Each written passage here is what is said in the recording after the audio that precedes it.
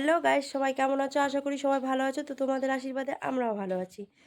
তো পৌষ সংক্রান্তির দিনে সবার বাড়িতেই তো পিঠাপুলি হয়। তার জন্য আমার মা কি মানে আলপন দিয়ে দেখেছে সেগুলো তোমাদেরকে দেখাবো। অবশ্যই দেখতে থাকো পুরো ভিডিওটা, স্কিপ করবে না কিন্তু।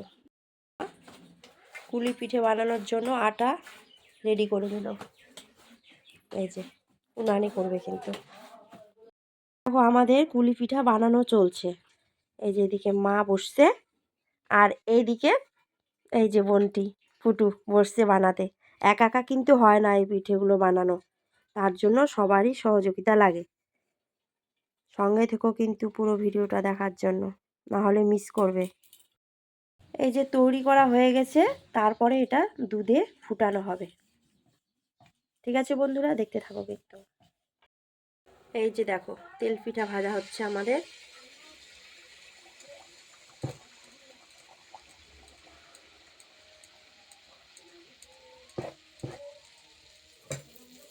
দেখো সেই সুন্দরভাবে ফুলে গেল।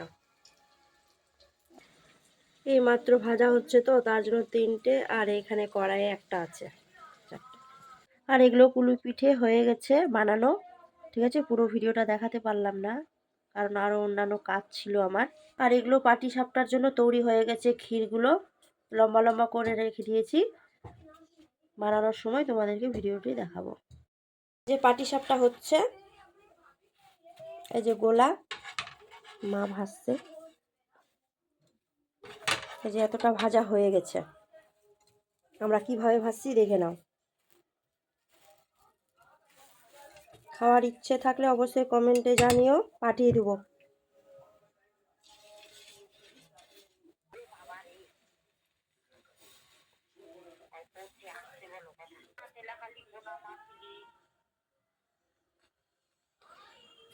জানাবে না ও, চুপ করে বলে দিছে, এখন বলে দিলে। আমাদের নিয়ম এগুলো বানাতে হয়। দেখো কি সুন্দর করে আমার মা বানিয়েছে, কিন্তু আমি না। আমি আলপনা দিয়েছি হালকা করে। পিঠের গাছ, পুষনা পুষনি ঘর, গোলা ঘর করছে।